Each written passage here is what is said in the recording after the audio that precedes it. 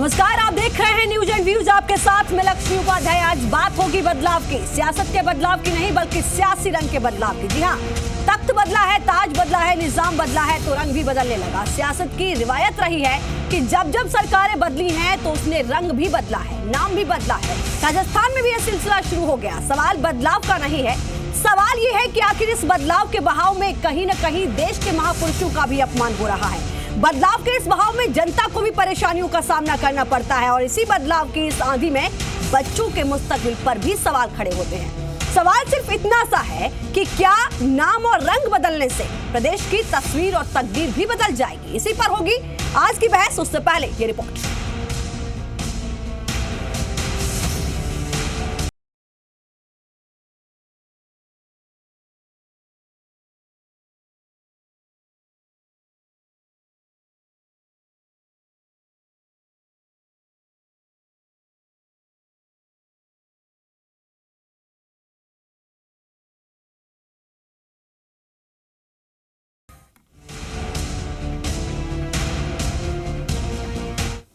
राजस्थान में सियासी परिवर्तन का असर दिख रहा है। शिक्षा समेत कई योजनाओं में बदलाव किए जा रहे हैं। पिछली राज्य सरकार के कई फैसलों पर तो लाल कलम चल भी चुकी है।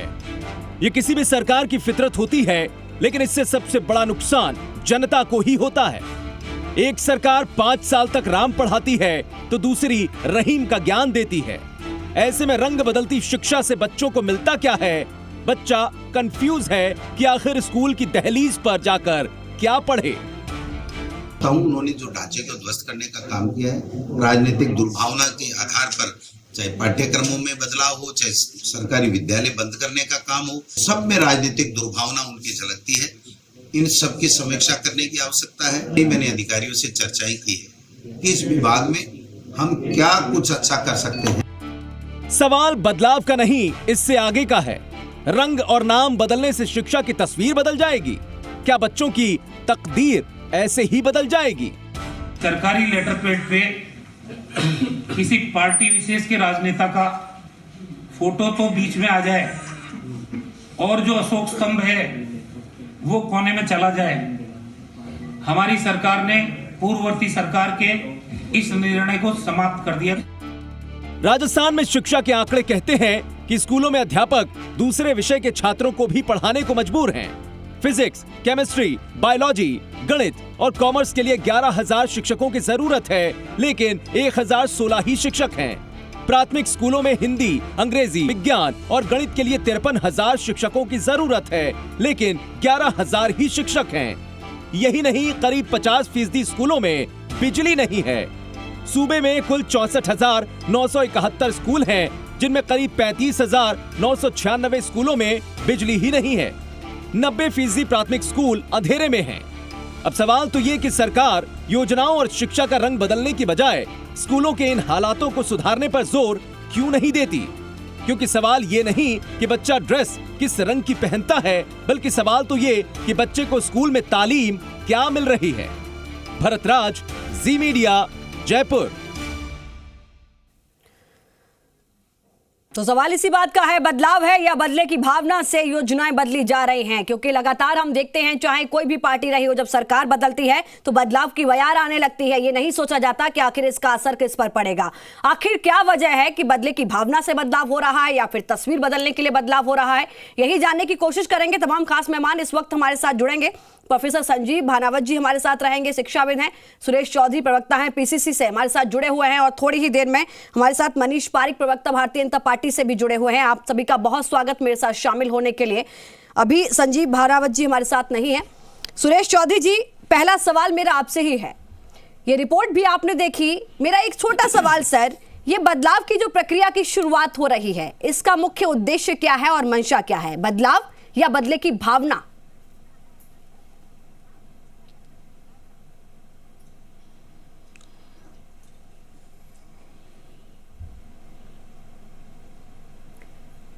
सुरेश चौधरी जी, आवाज मिल रही है आपको? सुरेश जी, क्या मेरी आवाज आप तक पहुंच रही है? अभी सुरेश चौधरी नहीं है जी। सुरेश चौधरी जी अभी आए नहीं है। अभी माफी चाहूंगी सुरेश जी, थोड़ी देर में हमारे साथ जुड़ेंगे। संजीव जी, आप मुझे सुन रहे हैं? आप सर ये बताइए, आपका तो लंबा अनुभव भी रहा है और जिस तरीके से चाहे वो भारतीय जनता पार्टी की सरकार बने चाहे कांग्रेस की सरकार बने, जब भी सरकारें बनती हैं सर तो कहीं ना कहीं बदलाव देखने को मिलता है। जिन योजनाओं की शुरुआत पिछली सरकार करती है, आने वाली सरकार उसको बदल देती है। आपको क्या लगता है इसके पीछे का मेन मकसद क्या रहता है? और इसमें जो एक अहम भूमिका महापुरुषों को घसीटा जाता है, आपको नहीं लगता कि ये सियासतदान अपने फायदे के लिए महापुरुषों का भी अपमान कर रहे हैं? जी लक्ष्मी जी, मुझे लगता है कि कम से कम शिक्षा एक ऐसा क्षेत्र है जहां राजनीतिक हस्तक्षेप को यथासंभव रोका जाना चाहिए, क्योंकि जैसा अभी आपने अपने प्रारंभिक खबरों में दिखाया कि स्कूलों की स्थिति कितनी दयनीय है। हम संख्यात्मक विस्तार तो बहुत कर रहे हैं लेकिन गुणवत्ता की ओर ध्यान नहीं दे रहे हैं। और ये सही है कि महापुरुषों के नाम पे जिस तरह से बदलाव किया जा रहा है, एक दल आता है वो उसका नाम रखता है, दूसरा आता है उसका नाम रख देता है, तो पूरा जो हमारा एक सिस्टम है वो कहीं ना कहीं हास्यास्पद हो गया है। तो सामान्य जनता के मन में भी ये भाव उठता है कि बजाय हम बेहतर शिक्षा व्यवस्था को लागू करने के, क्योंकि जब तक एक ऐसी शिक्षा नीति नहीं बनेगी जहां हम प्रभावी ढंग से शिक्षण व्यवस्था को लागू कर पाएं, आधारभूत ढांचे को विकसित कर पाएं, विद्यार्थियों को स्कूलों में एनरोलमेंट के साथ साथ उनकी नियमितता को बरकरार रख पाएं, उस और ध्यान दिया जाए, तो मुझे लगता है कि राजस्थान का शैक्षिक और इसी के माध्यम से आने वाला जो पूरा हमारा सामाजिक आर्थिक परिवेश है उसमें कहीं सकारात्मक बदलाव हो पाएगा। नहीं तो हमारी सारी शक्ति केवल इन्हीं मुद्दों पर खर्च हो जाएगी कि इसके नाम से योजना होगी या उसके नाम से योजना होगी। मनीष पारिक जी, क्या माना जाए? क्या लगता है कि आपका जो करा धरा था, जो आपने इसकी शुरुआत की, उसको अब कांग्रेस चाहती है कि नहीं हम इसको बदलेंगे? भगवा रंग की साइकिल दे दी गई सर, उसको बदलने की वो बोल रहे हैं। मैं बताना चाहता हूं कि जो कोठारी आयोग बना था उसमें ये बात आई थी कि जो पाश्चात्य संस्कृति है, यूरोप के बहुत सारी एस्पेक्ट्स है इतिहास के, उन चीजों को नहीं एम्फेसिस करके और इस जो अपने देशभक्ति का विषय है, राष्ट्रीय विषय है, देश के भारत के बारे में है, वो ज्यादा पढ़ाया जाना चाहिए ताकि लोगों को प्रेरणा भी उसी से मिलती है और अपने कंसर्न भी वही होते हैं। अर्थशास्त्री उन लोगों को भी इन्वॉल्व किया जाना चाहिए जिन्होंने भारत के इस सब में इन्वॉल्वमेंट किया। बीजेपी की सरकार ने, लेकिन सर जवाहरलाल नेहरू का, जब पंडित जवाहरलाल नेहरू का बात जिक्र होती है, एक सेकंड मनीष पारिक जी, आपने कहा कि देश के महान, कांग्रेस तो हमेशा ही आप पर आरोप लगाती रही कि कक्षा 8 की जो किताबें हैं, जिसका सिलेबस है सामाजिक शास्त्र में जो किताब है, उसमें से आपने पंडित जवाहरलाल नेहरू का नाम ही हटा दिया। नहीं, बात ये नहीं है, जो चैप्टर्स हैं कुछ में परिवर्तन किए गए थे, वो भी मैंने आपको बताया कोई राजनीतिक आधार पर नहीं किए थे। उसके लिए समिति बनी थी, पाठ्यक्रम समिति थी, उसने जो शिक्षाविद बैठे थे उन लोगों ने जो तय किया उसी को सरकार ने अडॉप्ट किया। और बड़ी बात यही है, ये सरकार भी बना रही है, फिर क्यों आप जो अगर महाराणा प्रताप महान है तो महान ही है, उसमें कोई बदलने की बात नहीं। दुर्गादास राठौड़ के चैप्टर को जोड़ा, अब उसमें पृथ्वीराज चौहान के चैप्टर को जोड़ा था। ये सब वो वीर भूमि है जहाँ पे वीरता की पहचान बनी हुई है। तो अगर ये सरकार समीक्षा की बात करती है तो आप ही कहते हैं कि इससे ईंट बजा दी जाएगी। आप समीक्षा करते हैं तो आप कहते हैं कि राजनीतिक भेदभाव से नहीं किया जा रहा है। नहीं, मैंने आपको कहा जो द्वेष की भावना है, अगर आप पंडित दीनदयाल उपाध्याय के चैप्टर को उसमें एस्टेब्लिश करते हैं और शिक्षाविद कहते हैं कि इन्होंने एकात्म मानववाद करके सरकारी लेटर पैड, एक सेकंड सर, सरकारी लेटर हेड पर कौन लगाता है सर? आपने ही तो शुरुआत की। ये अपमान नहीं है, अगर आप नहीं करते तो आज उनको हटाने की आवश्यकता नहीं पड़ती। आपने अपनी सियासत चमकाने के लिए उनका इस्तेमाल किया, नई सरकार आई उसको हटा रही है। सरकार को ऐसा लगता है नियमों के तहत किया, सरकार को ऐसा लगा कि इसका उपयोग है इसलिए उसको किया। सरकार को पूरा मैंडेट मिला हुआ है चुनाव में, और इसके कारण से जो भी भारतीय जनता पार्टी की सरकार ने किया, एक ऐसे महापुरुष का उसमें आवरण लगाया गया जिसने एकात्म मानववाद का सिद्धांत दुनिया को दिया, जो भारतीय सिद्धांत है। और अल्टीमेटली जब आप पूंजीवाद और साम्यवाद की किताबें पढ़ रहे हैं, उनके एस्पेक्ट पढ़ रहे हैं, तो एक राष्ट्रीय एस्पेक्ट पर जो भारत की जमीन से जुड़ा हुआ विषय है, भारत की संस्कृति और भारत की सभ्यता से जुड़ा हुआ विषय है, उसको उसमें लेना चाहिए, जिसमें कि एक व्यक्ति उसके केंद्र में होता है। कैसी बात करते हैं मनीष जी, कैसी बात करते हैं? राजीव गांधी सेवा केंद्र का नाम हटाकर अटल बिहारी सेवा केंद्र रख देते हैं। होता है तो कोई आपत्ति की बात नहीं है सर। राजीव गांधी सेवा केंद्र का नाम हटाते अटल बिहारी सेवा केंद्र रख देते हैं, क्या कोई फायदा होने वाला है? मेरा सवाल सिर्फ इतना है कि अगर इन नामों के बदलाव से हटकर अगर आप वाकई जो हालात हैं उन पर ध्यान दिया जाए तो लगता है कि तस्वीर बदलेगी। कांग्रेस पार्टी के दिमाग में केवल गांधी परिवार की बात भरी हुई है कि गांधी परिवार के अलावा कोई व्यक्ति महान हो ही नहीं सकता। अगर कंट्रीब्यूशन पूछा जाए तो क्या कंट्रीब्यूशन है कि उन्होंने चुनाव लड़ा और वो चुने गए। तो मैं आपको कह रहा हूं व्यक्तिवाद तो कांग्रेस ने फैलाया। अल्टीमेटली जो सिद्धांतवाद है जिसके आधार पर हम ये कह सकते हैं कि जो थ्योरी दुनिया को दी, उनको दुनिया को कोई कंट्रीब्यूशन किया, वो विषय तो दीनदयाल जी उपाध्याय के साथ जुड़ा हुआ है। लक्ष्मी, अल्टीमेटली केवल आप गांधी परिवार के सिवा आपको कोई भी यूजफुल नजर नहीं आ रहा है, तो वो गलत बात है। और यही बात दुनिया में आई भी है जब कांग्रेस पार्टी के डोटासरा जी ने कहा कि महाराणा प्रताप महान थे या नहीं थे। पहला सवाल मेरा आपसे ही था क्योंकि सरकार आपकी है, योजनाओं में बदलाव भी आप कर रहे हैं। ठीक है सर, रुकिए थोड़ा सा मनीष जी। सुरेश जी, ये जो बदलाव की तस्वीर हम देख रहे हैं, कई योजनाओं में बदलाव किया जा रहा है। बदलाव अच्छा लगता है जब उसके सकारात्मक नतीजे सामने आते हैं। ये जो बदलाव की प्रक्रिया आपने शुरू की है, इसका उद्देश्य क्या है? बदलाव सकारात्मक नतीजों के लिए या फिर बदले की भावना?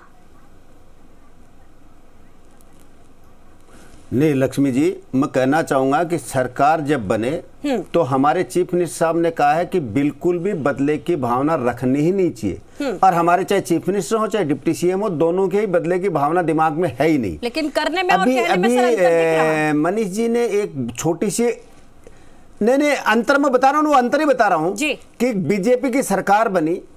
मैं ये कहता हूँ कि वो अटल बिहारी जी नाम जो एक बहुत बड़ी शख्सियत थे, चाहे कांग्रेस पार्टी हो, देश का कोई नागरिक हो, अटल बिहारी जी का आदर करता है। ये अच्छे भवन बनाते, अटल केंद्र उन पे लिखवाते, हम भी स्वागत करते, हम भी शिलान्यास में भी जाते और उद्घाटन में भी जाते। लेकिन ये केवल 250 ग्राम रंग के डब्बी लाए, कांग्रेस की कोई योजना लाई, कांग्रेस ने भवन बनाए, उन पे नाम लिखाना क्या उचित है? इस बात का विरोध है। एक नंबर बात, आप जो शिक्षा में करने जा रहे हैं, महान शख्सियत का सर समय बहुत कम है और जोड़ना, भविष्य के बारे में बात करना चाहता हूं। मैं कह रहा हूं किसी भी शख्सियत का नाम जोड़ना, उसके लिए उनके कोई चैप्टर जोड़ना अच्छी बात है, लेकिन किसी अच्छे व्यक्ति का चैप्टर हटाना अच्छी बात नहीं है। शिक्षा में भगवाकरण करना, साइकिल का कलर भगवा करने से क्या शिक्षा आएगी? ड्रेस का कलर भगवा करने से क्या शिक्षा आएगी? लेकिन इनकी जो मीन मेंटेलिटी है, आपका कहना है कि महान अकबर का अध्यादेश और महान अकबर का जो अध्याय था उसको हटा दिया। वो महान अकबर को कहना चाह रहे हैं क्या सर आप? महाराणा प्रताप को जहां जोड़ा गया उनका चैप्टर, वहां से अकबर का हटाया गया, तो आप क्या उसको महान बताना चाह रहे हैं? अकबर भी महान थे, महाराणा प्रताप भी हमारे वीर योद्धा थे, महान थे। हम महाराणा प्रताप का ये कह रहे हैं, हमारे शिक्षा मंत्री जी महाराणा प्रताप का विरोध कर रहे हैं। मनीष जी, क्या मनीष जी जवाब दीजिए। वो कह रहे हैं कि हम तो अकबर को भी महान मानते हैं। जी मैं यही कह रहा हूं इनको, तो मैं यही कह रहा हूं ऐसी परिस्थिति में दोनों व्यक्ति जो आक्रांता हैं वो महान नहीं हो सकते। बाद में ये शोध हुआ और ये विषय ध्यान में आया कि वहां पे ना तो अकबर चित्तौड़ में आए थे, ना वहां उन्होंने कब्जा किया था, ना वो रहे थे, ना देखो लक्ष्मी जी, मुझे बीच में बोलना पड़ेगा। बीजेपी की मेंटेलिटी रही है कि मैं कह रहा हूं कि कभी भी ये जो पार्टी देश की आजादी में जिस पार्टी के लोगों ने अंगुली नहीं कटाई, देश भावना इनमें है नहीं। ये उस टाइम पे अंग्रेजों के मुखबिर थे, इनको क्या पता राष्ट्र कैसे आजाद हुआ, इनको क्या पता राष्ट्र का निर्माण क्या हुआ। निर्माण किए हुए राष्ट्र पे राज करने की इनकी कल्पना है और वो अपने तरह से भगवाकरण करके राष्ट्र का ये राज करना चाहते हैं। जनता राजस्थान को महान बताते हुए राज्यों में और आने वाले लोकसभा चुनाव में इनका भगवाकरण और खत्म हो जाए। कलर है केसरिया। सुरेश जी, मुझे शर्म आती है इस सियासत पर कि सियासत अपने फायदे के लिए ये नहीं देखती। ना आप गलत समझ रही हैं। महाराणा प्रताप वीर योद्धा। अरे सर, समीक्षा की आवश्यकता कैसे पड़ सकती है? आप मुझे बताइए, अगर एक मंत्री को ये कहना पड़े कि हम समीक्षा करेंगे कि महाराणा प्रताप महान थे या अकबर महान था, बताइए ना मुझे। नहीं, मंत्री जी समीक्षा करने का विषय है? मंत्री जी ने नहीं कहा, मंत्री जी ने समीक्षा करने का कहा, इनका भगवाकरण का। मंत्री जी ने महाराणा प्रताप की समीक्षा की नहीं कहा, आप गलत ले रही हैं। अरे सर, एक सेकंड संजीव जी कि उस पाठ्यक्रम ठीक है सर, एक सेकंड इंक्वायरी। सुरेश जी आप भी कुछ अलग नहीं कर रहे हैं। मैंने भारतीय जनता पार्टी से भी यही सवाल किया, उनके प्रवक्ता से भी यही सवाल था कि दोनों एक ही ट्रैक पर जा रहे हो, दोनों का ट्रैक एक ही है सर। आप आएंगे आप बदलेंगे, वो आएंगे वो बदलेंगे, एक राम को पढ़ाएगा एक रहीम को पढ़ाएगा। भगवाकरण कर दिया। राम लल्ला के मंदिर की भी आप बात करते हैं। हम कहते हैं भाई बात कर रहे हैं, मैं बच्चों की शिक्षा के बारे में बात कर रही हूँ। आज आपने भी कह दिया जो मुद्दा है उस पर आइए, सब्जेक्ट बताकर डिबेट होती है, बच्चों की शिक्षा से जुड़ा हुआ मुद्दा है। मैं मुद्दे पे ही हूँ, मैं मुद्दे पे हूँ, आप भटका रहे हैं। सुरेश जी, मैं मुद्दे पे ही हूँ। सुरेश जी, चैप्टर बदलने से पहले एक बार सोच लिया होता कि 50% ऐसे स्कूल हैं जहां पर आज बिजली नहीं है सर, टीचर नहीं है, बच्चे परेशान हैं। आपको लगता है कि ड्रेस बदलने से प्रोफाइल बदल जाएगा? आपको लगता है कि अध्याय बदलने से सब कुछ बदल जाएगा? हाउ कैन सरकार थी ना इनके 5 साल लगवा देते बिजली, सरकार थी ना इनके 70 साल बने हुए स्कूलों को बंद करने का काम किया, स्कूलों को बंद करने का काम किया इन्होंने, स्कूलें खोलने का काम नहीं किया, केवल साइकिल का रंग चेंज कराने का काम किया, अटल केंद्र पे नाम लिखवाने का काम किया, ये इंफ्रास्ट्रक्चर बनाते हैं, स्कूलों का निर्माण करते हैं। मनीष पारिक जी जवाब दीजिए, शिक्षा देने का काम करते हैं। मनीष पारिक जी जवाब दीजिए, आपकी जवाब दीजिए। साफ तौर पर उनका कहना है कि आपने सिर्फ भगवाकरण किया और ये आपका विपक्ष चाहे कोई भी पार्टी हो, ये आरोप हमेशा आप पर लगते रहे हैं कि जब भी आप सत्ता में आते हैं तो अपनी जो आपकी धारणा होती है उसको सिस्टम पर थोपने की कोशिश करते हैं आप। मनीष जी, ये बात नहीं है लक्ष्मी, बड़ी बात ये है कि जो 4400 उच्च माध्यमिक विद्यालय थे उनकी संख्या बढ़कर 11000 उच्च माध्यमिक विद्यालय हो गई, लोगों को सुविधा मिल गई वहीं की वहीं। अरे इन्होंने 21,000 स्कूलें बंद कर दी, 8वीं साल तक के छोटे छोटे बच्चे घर से जा नहीं सकते, वो स्कूलें बंद कर दी। साइकिल का कलर बीजेपी का कलर होगा, भगवा होगा, ये इन्होंने कर दिया। ड्रेस भगवा होगी, ये इन्होंने कर दिया। सुबह मैं कह रहा हूँ वंदे मातरम करो, अरे वंदे मातरम ने तो देश को आजादी दिला दी, वो आदर करते हैं हम, लेकिन आपको पढ़ना पड़ेगा, करना पड़ेगा। ये आपकी जो आदत है थोपने वाली, आप हिटलर नहीं है, प्रजातंत्र है, प्रजातंत्र में राय लेके राष्ट्रकुमारी करके लोगों से बात करके विशेषज्ञों से जानकारी लेके काम किया जाता है। कोई लेना देना आपका नहीं है। और बड़ी बात यही है, दुनिया ने ये देखा है कि माननीय वसुंधरा जी की सरकार ने 84,000 शिक्षकों की भर्ती करी थी लक्ष्मी, इन्होंने इन्होंने 21,000 स्कूलें बंद करने का काम किया। उस सरकार ने टोटल 15 लाख को रोजगार देने वाले, कमेंटमेंट करने वाले लोगों ने मात्र 1,46,000 लोगों को रोजगार दिया है, और वो भी उलझे पड़े हैं। वो भी 1 लाख लोग तो वो थे जो हमारी पूर्ववर्ती सरकार ने उनको अपॉइंटमेंट दिया था। मनीष जी आंकड़े लाओ, आपने 15 दिन पहले सरकार थी, टोटल सरकारी नौकरी 1 लाख दे पाया। संजीव जी, जो पाठ्यक्रम शुरुआत हुए राज्य सरकार में उन पर समीक्षा करने की आवश्यकता पड़ रही है गहलोत सरकार को। क्या आपको लगता है कि जिन महापुरुषों का नाम इस्तेमाल किया जा रहा है, क्या सियासतदान सिर्फ अपने फायदे के लिए ये सब करते हैं? ये भूल जाते हैं कि ये सब छोड़कर अगर वाकई जो मूलभूत यहाँ पर समस्याएं हैं उन पर अगर गौर किया जाए तो ज्यादा बेहतर होगा? लक्ष्मी जी, आपकी बात बिल्कुल ठीक है। मैंने शुरू में भी कहा था कि राजनीति को शिक्षा से दूर रखा जाना चाहिए, और जो शिक्षक, जो शोधार्थी, शिक्षाविद जो हमारे इन क्षेत्रों में काम कर रहे हैं, शोध कर रहे हैं, उनको इन हमारे यहाँ एनसीईआरटी जैसे इंस्टीट्यूशंस बने हुए हैं, यूजीसी जैसे इंस्टीट्यूशंस बने हुए हैं, जब वहाँ हम लोग बैठते हैं, सिलेबस बनाते हैं, हमारे ऊपर कोई दबाव नहीं होता है कि हम क्या कर रहे हैं। तो जब तक इस प्रकार के दबाव पैदा होंगे तो मुझे लगता है कि शिक्षा भटकेगी। और ये सही है, ये सही है कि जो हमारे विद्यार्थी हैं उनकी गुणवत्ता के लिए, क्योंकि शिक्षक के रूप में, मनीष जी, शिक्षक के रूप में इतनी जगह जाते हैं हम, मत कहिए कि आपकी भाषा बोले, वो उनका अपना विचार है, इतनी जगह जाते हैं, जिन नेताओं, लक्ष्मी जी, जिन नेताओं के नाम पे योजनाएं चल रही हैं, उन बच्चों से जाके यदि हम पूछें कि वो नेता क्या थे, उनका क्या कंट्रीब्यूशन था, मेरे को बहुत बार ऐसा अवसर हुआ है, बच्चे उनके बारे में जानते नहीं हैं। तो बजाय नाम और चित्र के हम उन नेताओं के व्यक्तित्व को लेकर के बच्चों को जानकारी दें। पिछली सरकार ने बताया कि महाराणा प्रताप जो थे वो महान थे, अब ये सरकार बताएगी कि अकबर महान थे, तो जाहिर सी बात है कि बच्चे तो कंफ्यूज होंगे। बताइए ना, हम किस दिशा में उनको ले जा रहे हैं भाई? अब तो सर राजनीति ये हो गई है कि मेरे महान पुरुष वर्सेस तेरे महान पुरुष, इसीलिए अगर तुम आओगे तो तुम्हारे चलेंगे, हम आएंगे तो हमारे चलेंगे। इतिहास का हमारा बहुत लक्ष्मी जी, इन्होंने दीनदयाल जी की फोटो लगवा दी, ये इनकी महानता थी।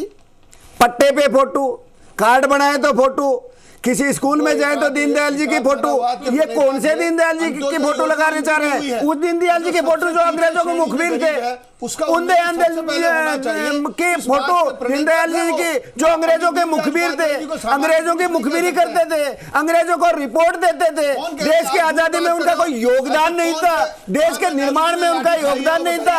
और उस नेहरू परिवार की बात करते हैं जिन्होंने पूरे देश को निर्माण करने के लिए पूरे परिवार की शहादत दे दी, पूरे परिवार की शहादत दे दी। ऐसा परिवार आप भी पैदा करो आपकी पार्टी में, जो देश को बलिदान देने के लिए तैयार हो, देश के अपने सपूत को देश के लगाने के लिए तैयार हो। रखिए, मुझे लगता है कि इस देश में जो योजनाएं चल रही हैं उसमें ज्यादातर ऐसी योजनाओं का नाम होगा जो गांधी परिवार के नाम पर होंगी। शुरुआत आपने की है, अगर कोई दूसरी पार्टी की सरकार बनती है, वो नाम रखती है, तो आपको गुरेज होता है।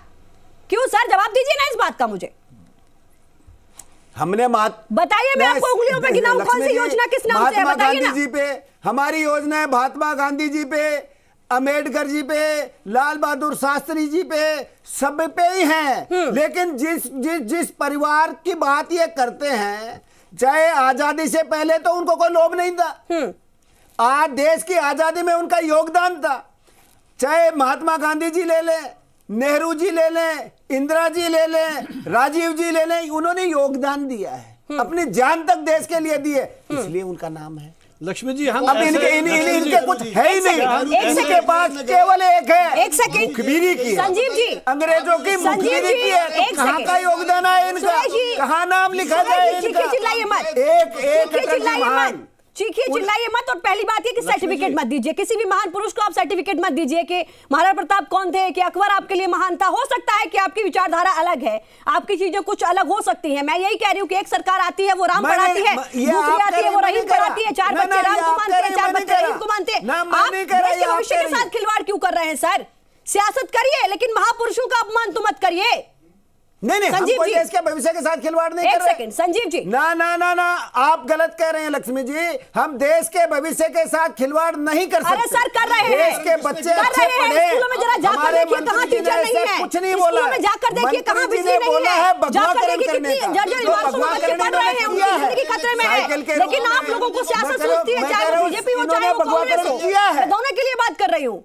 संजीव जी, मैं दोनों ही पार्टियों की बात कर रही हूँ, मेरा किसी एक से मतलब नहीं है, क्योंकि ये जो परंपरा चल रही है बदलाव की, दोनों पार्टियों में सहमत हूँ। हमारी पार्टी कोई भी काम ऐसा नहीं करेगी लक्ष्मी जी। मैं आपके चैनल्स के माध्यम से विश्वास दिलाता हूँ कि जिसमें भविष्य, बच्चों के भविष्य पे कोई दिक्कत आए, वो हमारी पार्टी कतई नहीं करेगी। भेदभाव के रूप में हमारी पार्टी कतई नहीं करेंगे। बच्चों की जिंदगी भविष्य की बात कर रही हूँ।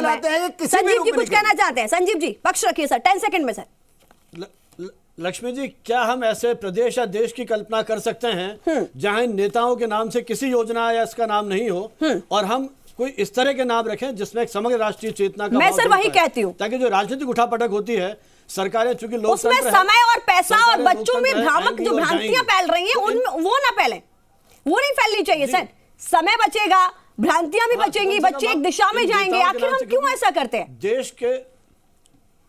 देश के समग्र विकास में राजनीतिज्ञों के साथ साथ साहित्यकारों का, वैज्ञानिकों का, खिलाड़ियों का एक बहुत बड़ा वर्ग है जिन्होंने इस देश के लिए अपनी कुर्बानियां दी हैं। हम उन सबको भूल गए हैं, केवल सारी राजनीति तक सारी चीजें सिमट गई हैं। तो क्यों नहीं हम इस सारी राजनीति को खत्म करने के लिए योजनाओं को इस तरह से समाहित करें जिसमें कहीं एक राष्ट्रीय चेतना का भाव हो, और राजनीतिक दुराग्रह आग्रह से हम ऊपर उठ करके अपने जो आगे का भविष्य उसको तय कर पाएं। और शिक्षा में क्या पढ़ाना है, क्या नहीं पढ़ाना है, हमारे यहाँ पाठ्यक्रम समितियां होती हैं जिसमें शिक्षाविद तय हो, राजनीतिज्ञों का हस्तक्षेप उसमें बंद हो। तो मुझे लगता है कि जिस गुणवत्ता की हम बात करते हैं, जिस आधारभूत ढांचे को हम सारा जोर देते हैं संख्यात्मक वृद्धि पर, किस तरह के शिक्षक हो रहे हैं, किस तरह के प्राचार्य हैं, किस तरह के कुलपति हैं, उनके जो मानदंड निर्धारित किए गए हैं यूजीसी और जो और हमारे निकाय हैं, उनके अनुरूप चीजें हो रही हैं कि नहीं हो रही हैं। बिल्कुल सर, बिल्कुल सही कहा आपने। निश्चित तौर पर मैं भी यही मानती हूं कि अगर बदलाव की भावना से न ये बदलाव करके एक सकारात्मक नतीजों को देखा जाए तो बेहतर होगा। बहुत शुक्रिया आप सभी का मेरे साथ जुड़ने के लिए। हमने जनता से सवाल पूछा कि वाकई ये जो बदलाव की भावना देखने को मिल रही है, ये सकारात्मक नतीजों के लिए है या फिर सिर्फ बदलाव की भावना से योजनाएं बदली जा रही हैं। 75% लोगों का कहना है कि वाकई ये बदलाव की भावना है। 25% लोग अपनी राय रखते हैं कि नहीं, ये बदलाव की भावना नहीं है। लोगों ने अपनी राय रखी है। आप तीनों मेहमानों का बहुत शुक्रिया मेरे साथ जुड़ने के लिए, अपने पक्ष रखने के लिए। उम्मीद करते हैं कि सियासत हो लेकिन महापुरुषों का अपमान नहीं होना चाहिए, सियासत हो लेकिन बच्चों के भविष्य के साथ खिलवाड़ नहीं होनी चाहिए, सियासत हो लेकिन इतनी भी नहीं कि हम देश के भविष्य को भूल जाएं और सियासत में आगे निकल जाएं। न्यूज़ और व्यूज में आज के लिए इतना ही। नमस्कार।